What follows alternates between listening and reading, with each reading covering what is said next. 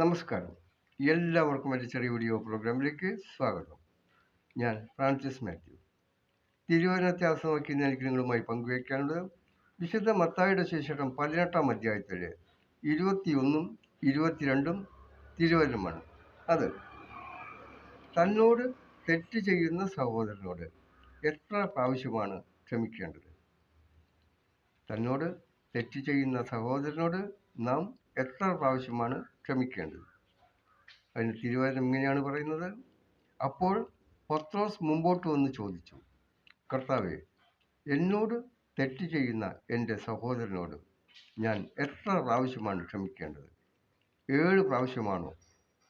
കർത്താവ് അരുളി ചെയ്തു, പത്രോസെ, 7 എന്നല്ല, 70 പ്രാവശ്യമാണ് നീ അവനോട് ക്ഷമിക്കേണ്ടത്.